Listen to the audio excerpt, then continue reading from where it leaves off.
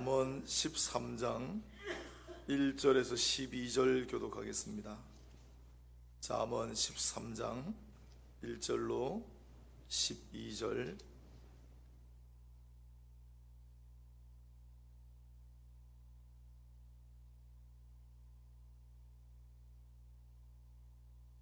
지혜로운 아들은 아비의 훈계를 들으나 거만한 자는 꾸지람을 즐겨 듣지 아니하느니라. 사람은 입의 열매로 인하여 복록을 누리거니와 마음이 괴사한 자는 강포를 당하느니라.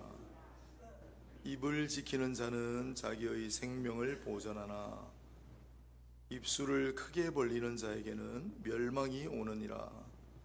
이런 자는 마음으로 원하여도 얻지 못하나 부지런한 자의 마음은 풍족함을 얻느니라.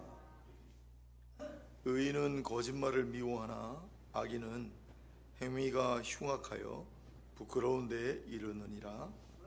공의는 행실이 정직한 자를 보호하고 악은 죄인을 배망하게 하느니라. 스스로 부한 채 하여도 아무것도 없는 자가 있고 스스로 가난한 채 하여도 재물이 많은 자가 있느니라. 사람의 재물이 자기 생명을 속죄할 수 있으나 가난한 자는 협박을 받을 일이 없느니라. 의인의 빛은 환하게 빛나고 악인의 등불은 꺼지느니라. 교만에서는 다툼만 일어날 뿐이라 권면을 듣는 자는 지혜가 있느니라. 망령되이 얻은 재물은 줄어가고 손으로 모은 것은 늘어가느니라. 소망이 더디 이루어지면 그것이 마음을 상하게 하거니와 소원이 이루어지는 것은 곧 생명나무니라. 아멘. 오늘은 잠언서 13장 1절로 12절을 본문으로 제발 훈계를 들어라, 제발을 하나 붙여봤습니다. 앞에 훈계를 들어라 한 말이 계속 반복되기 때문에 제발 훈계를 들어라. 자, 날씨가 요동을 칩니다. 11월 초에 날씨가 웬일인지 한여름 같았습니다. 기억나시는지 모르겠지만 제가 낮에 반팔을 입고 다녔으니까 그때하고 지금 비교할 때 한 15도 이상 차이가 나고 우리나라의 저 서울 강원 일부 강원도 쪽으로 한파주의보, 눈도 예상이 되는 그러한 날씨입니다. 또 독감이 퍼지고 있고 건강 유의하시고. 우리나라는 아무것도 아닙니다. 영상을 보니까 중국의 제일 동쪽 동북삼성이라고 하는데 거기가 우리 옛날 한자로는 흥룡강성이에요. 흥룡강성.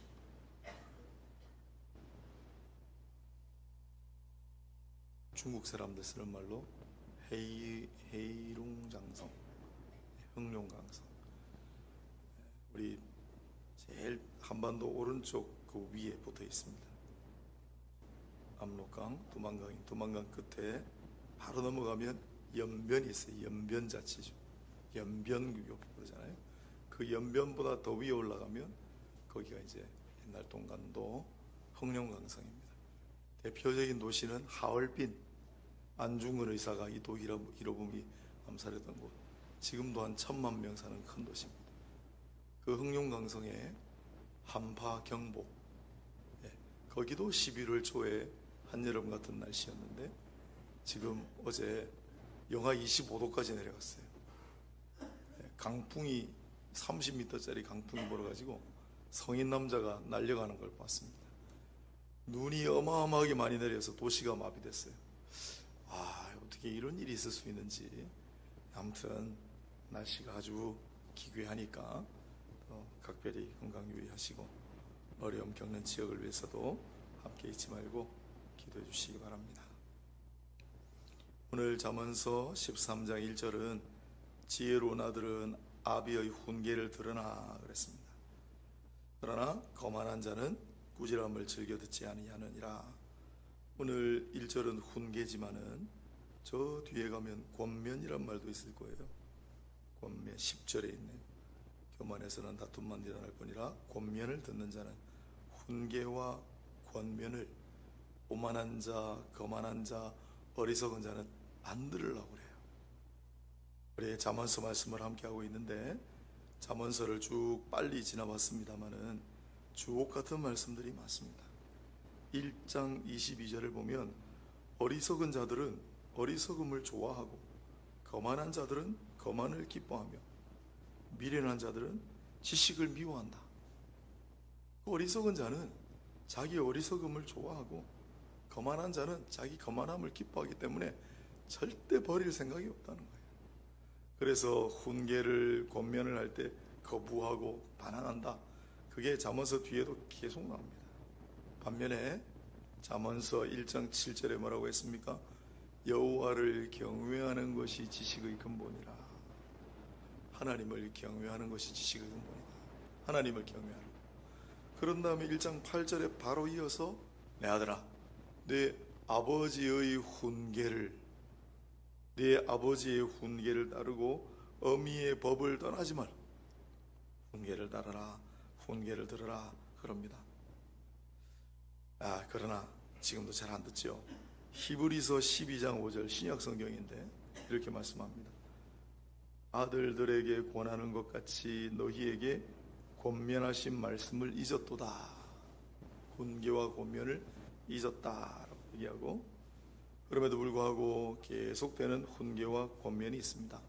사도행전 20장 31절을 보면 사도 바울이 이제 이별하면서 내가 눈물로 각 사람을 훈계하던 것을 기억해 주시오. 위에 바람 소리가 나죠. 내가 너희를 눈물로 훈계하던 것을 잊지 말라. 훈계하고 권면하는 것을 잘 들어라. 그렇게 간곡하게 당부하는 모습이나 잘 안 듣습니다. 이분도 여기 지금 말씀 듣잖아요. 기도할 때 일로 옮기거든요.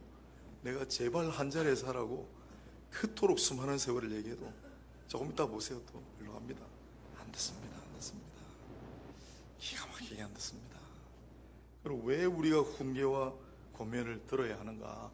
하나님 말씀에 기초한 그게 이제 오늘 2절부터 12절까지 정말 많은 구절이 있는데 하나씩 하자고 해도 큰 주제고 시간이 너무 많이 가겠지만 아무튼 되는 데까지 한번 해보겠습니다. 왜 훈계와 권면을 들으라고 하는가? 우리에게 좋은 일이 있으니까 들으라고 하겠죠. 그게 안 좋은 결과를 양산하고 우리의 영혼에 유익하지 않으면 뭐하러 들으라고 하겠습니까? 뭐 때문에 들으라고 하는 첫 번째 2절을 보면 사람은 입의 열매로 인하여 복록을 누리거니와. 입의 열매로 인하여 복록을 누린다라는 말은 13장 2절에 있지만 12장 14절 바로 옆에 있네요. 여러분 가진 성경 어떻게 되어 있는지 모르겠지만 바로 옆 구절에 있네요. 사람은 입의 열매로 말미암아 복록에 족함이 있죠. 입의 열매로 말미암아 복록에 족한다. 입의 열매로 말미암아 풍족함을 누리게 된다. 왜요? 훈계와 권면 너희 입을 잘 지키라고 했잖아요. 그 이어지는 구절이 있습니다. 반대로 마음이 괴사한 자는 강포를 당하고 입을 지키는 자는 자기의 생명을 보존하나. 입을 지키는 자는 생명을 보존한다고 하잖아요. 입을 지키는 자는 생명을 보존할 것이다. 잠언서 21장에도 입과 혀를 지키는 자는 그 영혼이 환난에서 보존함을 받는다. 네. 입을 지키는 자는 좋은 일이 있는 거예요. 입의 열매가 있는 거예요. 입을 지키라 얘기합니다. 반대로 입술을 크게 벌리는 자에게는 멸망이 오나이라.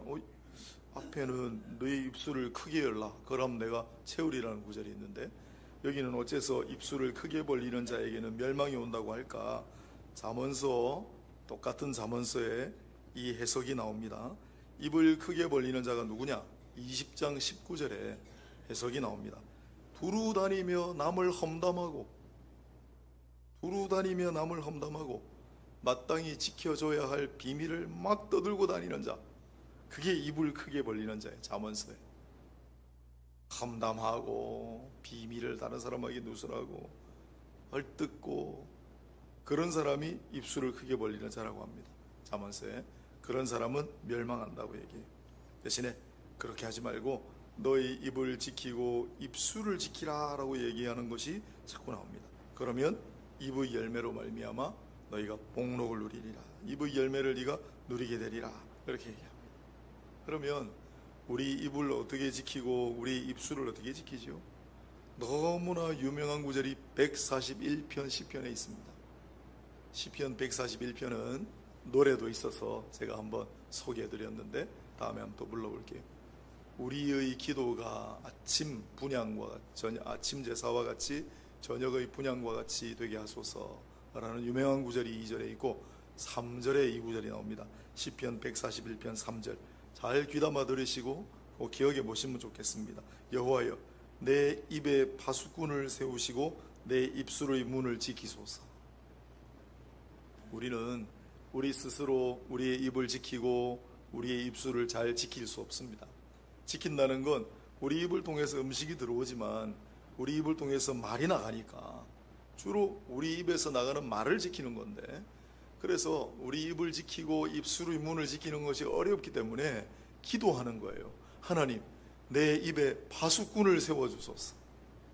그래서 내 입술의 문을 지켜주소서. 그래야 우리가 입을 지키고 입술의 문을 지킬 수 있지 않겠습니까? 그 기도하는 거예요. 그래서 내 입을 지키는 자는 입의 열매로 말미암아 잘 살게 될 것이다.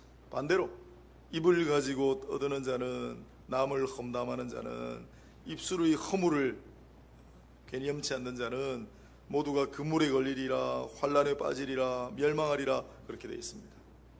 그래서 사람은 입의 열매로 인하여 복록에 족하며 그랬어.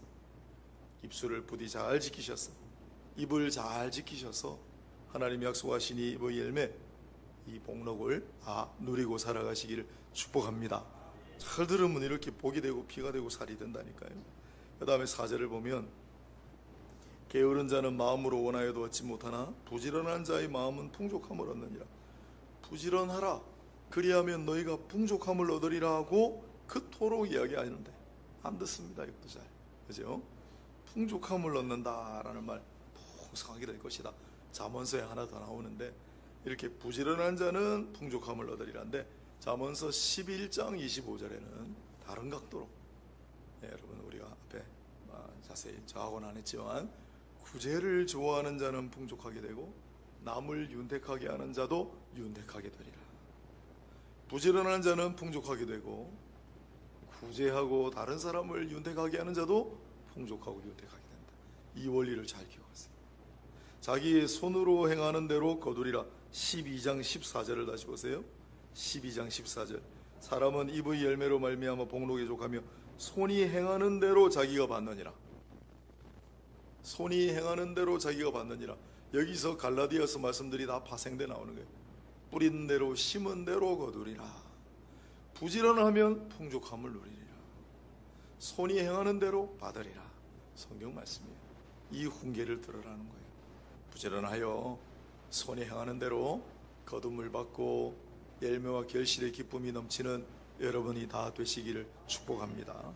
또 5절을 보니까 의인은 거짓말을 미워한다 그랬습니다. 의인은 거짓말을 하지 아니한다. 즉 거짓말하지 말라는 명령이 있어요. 그러나 그 거짓말을 하지 말라라고 하는 명령의 차원을 넘어서 의인은 본시 거짓말을 미워한다. 반대로 말하면 거짓말을 미워하라가 되겠습니다. 거짓을 미워하라. 거짓을 미워하라. 의인은 거짓말을 미워하나 악인은 행위가 흉악하게 부끄러운 데 이르느니라 했으니까, 또 공의는 행실이 정직한 자를 보호하고 악은 죄인을 패망하게 하느니라. 공의가 행실이 정직한 자를 보호한다 그랬으니까 거짓말을 미워하고 거짓을 증오하고, 여기 거짓말이라고 되어 있지만 다바르라고 되어 있기 때문에 일도 되고 말도 돼요.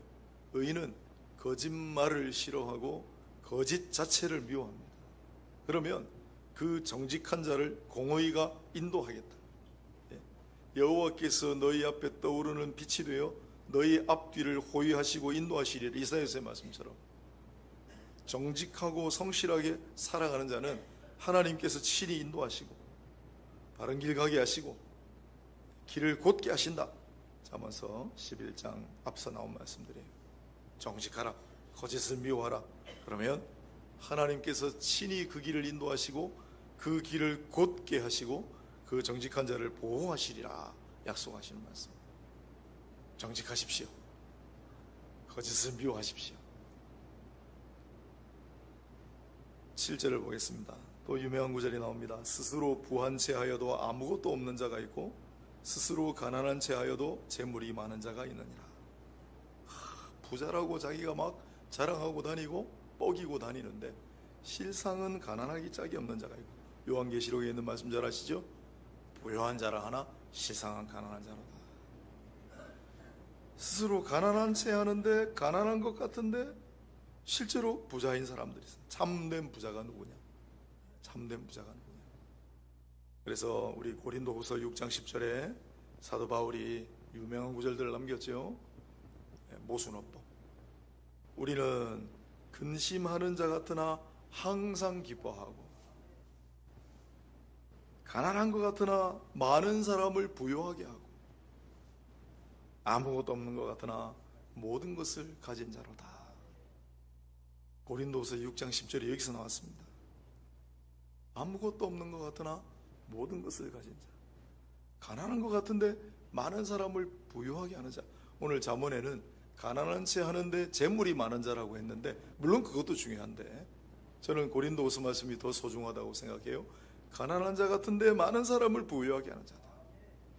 근심하는 자 같으나 우리는 항상 기뻐하는 자입니다 라고 고백하는 겁니다. 우리 그런 사람들이 다 될 수 있기를 바라고, 8절을 보면 사람의 재물이 자기 생명의 속전일 수 있으나 가난한 자는 협박을 받을 일이 없느니라. 우리가 종교개혁을 많이 이야기하고 앞선 초대교회사를 많이 이야기하는데 그 사이에 아주 갈림길이 된 십자군 전쟁에 대해서 많이 이야기하지 않죠. 십자군 전쟁도 굉장히 중요한 인류 역사를 바꾸어 놓은, 종교사를 바꾸어 놓은 큰 사건이었는데, 그 십자군 전쟁 때 영국의 사자왕이라는 사람, 리처드 왕, 용맹하기가 이루 말할 데 없는, 감히 그 용맹을 비교할 수가 없는, 그래서 사자왕이었어요. 영국은 어느 날 전쟁하다가 사로잡혀서 포로가 됐습니다. 야, 이게 웬일입니까? 그런데 안 죽여요. 왜냐하면 엄청나게 비싼 몸값을 받고 팔 수 있기 때문에. 그래서 그 리차드 왕을 사로잡은 사람들이 영국에 어마어마한 몸값을 요구해가지고 그 몸값을 받고 리차드 왕을 풀어줬어요. 그 말입니다. 사람이 재물이 있으면 그럴 때 자기 생명의 속전을 낼 수 있겠지만은, 그러나 더 좋은 건 뭐예요? 안 잡히는 거잖아요. 그래서 가난한 자는 애시당초 협박받을 일이 없다, 이렇게 돼 있는 거예요. 사람의 재물이 좋은 것만은 아니다, 그런 얘기입니다. 9절을 보겠습니다. 의인의 빛은 환하게 빛나고 악인의 등불은 꺼지느니라. 그래서 훈계를 들으라, 권면을 받으라 했는데 왜 그렇게 해야 합니까? 입술의 열매로 누리기 위해서다. 부지런하여 풍족함을 얻으라는 하나님의 말씀대로 살아가기 위해서다. 의인이 거짓말을 하지 말고 또한 항상 정직하면 공의로 그를 보호해 주시라는 약속의 말씀이 있기 때문이다. 또 의인의 빛은 환하게 빛나기 때문이다. 하나님 말씀을 잘 듣고 하나님 말씀을 잘 지키고 준행하는 자가 의인이거든요. 구약에서는 의인은 그 빛이 환하게 비친다. 11월 5일 날, 오늘 며칠입니까? 7일입니까? 11월 5일 박상은 원장님이 돌아가셨습니다. 저는 간접적으로 하는 분인데, 샘병원, 안산인가 아마 안양인가, 샘병원 원장도 하셨고 지금은 직책이 미션 원장인데, 박상은 의사 선생님이 신동시에 또 신학도 나오셨기 때문에 고신대학교 석좌 교수로도 되어 있습니다. 신학교에. 이 박상은 샘병원 미션 원장님이 베트남 다낭에 의료 선교 가셨다가 예배를 드리고 찬양 부르신 뒤에 2시간 뒤에 심장마비가 와서 사망하셨습니다. 이분은 박용묵이라고 하는 유명한 부흥사의 5번째 아들이시고, 그 부흥사 목사님 박용묵 목사님은 자식 농사도 잘 지으시고 교회도 잘 일구시고 어려운 교회마다 다니면서 교회를 일으키셨어요. 대구 문화교회 성도 한 10명 있을 때 부임하셔가지고 기틀을 잡았고, 대구 동신교회 성도 그저 몇십 명 있을 때 부임해가지고 동신교회를 일으켜 지금 동신교회가 어마어마한 교회가 됐잖아요. 그런 일을 하셨는데 자식 농사도 잘 지으셨어요. 목사가 3명이고 아들 중에 2이 의사고 그렇습니다. 아무튼 이 박상원 원장님이 그토록 선교 열심히 하시고 다낭에 가서 돌아가셨는데 그 다낭에 이분의 빈소를 우석정 선교사님하고 우진호 선교사님이 지키고 있다는 기사를 제가 봤어요. 2분 다 제가 아는 분이에요. 우석정 선교사님 우리 교회도 한번 오셨어요. 다낭에 남쪽에 병원 짓고 사역하시고 중부지방에 병원 하나 더 짓는다고 그때 우리 와가지고 PPT로 설명하고 도와달라고 했던 분, 그 병원 다 지었어요. 그리고 그 병원에 우석정 선교사님이 설득을 하고 권면을 해서 우리 강진수 선교사님 가 있는 거예요. 지금 강진수 선교사님이 아마 그 박상원 원장님 빈소를 지키고 계실 거예요. 이 박상원 원장님이 고려대 의대 나오셨는데 특이하게 대학원을 고신대로 내려오셨습니다. 왜? 장기려 박사님한테 배우려고.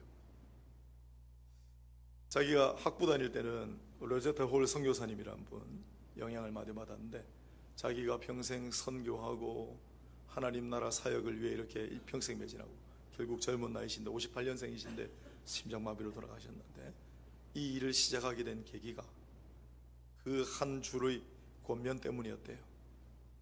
당신이 인류를 위해 봉사하고 싶으면 누구도 가지 않는 곳에 아무도 하지 않는 일을 하라. 이게 일평생 이분의 좌명이 됐어요. 선교사님의 권면. 인류를 위해 봉사하고 싶다면 누구도 가지 않는 곳에 아무도 하지 않는 일을 하라. 그래서 북한 땅도 가시고 아프리카 선교단체 세우시고 이번에는 아마 베트남 다낭에서 요청을 했을 거예요. 원장님 이번에 병원이 세워졌는데 오셔서 좀 한번 같이 예배도 드리시고 도와주세요. 거기서 순교하셨습니다. 우리 인생이 뭔지를 한번 생각해 보게 되고 이분이 평생 살아왔던 누구도 가지 않는 곳에 아무도 하지 않는 일을 하라. 시편 97편 11절을 보면 의인은 빛이 환하게 빛난다 그랬는데 그 빛은 우리의 빛이 아닙니다. 빛은 하나님의 말씀대로 하나님의 뜻을 따라 어떻게든지 살려고 할 때 하나님께서 그를 의롭게 여기시고 하나님께서 비추어 주는 빛이에요. 시편 97편 11절을 보면 하나님께서는 의인을 위하여 빛을 뿌리시고 정직한 자를 위하여 기쁨을 뿌리시는도다. 의인에게 빛을 뿌리시고 정직한 자에게는 기쁨을 베푸시는 분이 하나님이시다. 그런 마음을 가지고 정직하게 하나님 명령을 순종하며 살아가는 자들에게 하나님께서 빛을 보내시고 기쁨을 뿌리신다. 그 빛을 환하게 빛내는 존재가 될 수 있기 때문에 훈계를 들으라 하는 겁니다. 10절에 교만에서는 다툼만 일어날 뿐이라 권면을 듣는 자는 지혜가 있느니라. 권면을 듣는 자는 지혜가 있다. 다툼이 종식이 되고 평안이 오고 그 다음에 11절 망령되어 얻은 재물은 줄어가고 손으로 모은 것은 늘어가느니라. 그렇죠? 오늘 세 구절을 봤죠. 자기 손이 행하는 대로 받느니라. 손이 행하는 대로 받느니라. 부지런한 자는 풍족하게 되리라. 마음이 또 손으로 모은 것은 늘어가니라. 망령된 재물, 여기 망령되다라는 말은 헛되고 헛되니 헛되고 헛되다 그 단어하고 똑같습니다. 망령된 재물, 속여서 탈취하여 그릇 행하여 일확천금을 노리고 그렇게 거두는 재물은 다 날아가 버리는 헛된 것이다. 그러나 손으로 차곡차곡 모이는 것은 자꾸자꾸 늘어간다. 그 얘기를 하고 있어요. 그러나 내가 있으시길 바랍니다. 마지막 12절 우리 같이 한번 읽어보겠습니다. 소망이 더디 이루어지면 그것이 마음을 상하게 하거니와 소원이 이루어지는 것은 곧 생명나무니라. 아멘. 훈계와 권면을 들어야 하는 마지막 이유, 소원 성취를 할 수 있기 때문이다. 소망이 더디 이루어지는 것은 마음을 상하게 하는 것이니와 얼마나 우리에게 절실한 구절입니까? 그렇죠? 계속 기도하고 또 기도하는데 아무리 기도해도 들어주실 생각을 하지 않고 오랫동안 기도했는데도 응답이 없어요. 우리 마음이 얼마나 지치고 상합니까? 그거는 현실이니까 여기 있죠. 소망이 더디 이루어지면 마음을 상하게 한다. 그러나 그 소원이 이루어지면 그것이 곧 생명나무다. 기쁨이 넘치고 행복이 넘치고 활력이 넘치고 생명나무라고. 소원 성취하는 여러분 되시기를 축복합니다. 여러분의 소망이 속히 이루어지는 기쁨이 있게 되기를 주님의 이름으로 축복합니다. 물론 하나님 전체적으로 정권으로 다스리시는 일이지만 우리가 할 수 있는 건 입술을 지키고 정직하게 살고 어렵게 하나님을 기쁘시게 해드리고 부지런하고 이런 하나님 말씀을 잘 지켜 준행할 때 소원 성취하는 신속히 기도 응답을 받는 그러한 복도 누리시는 모두가 다 되시기를 주의 이름으로 축복합니다. 기도하겠습니다.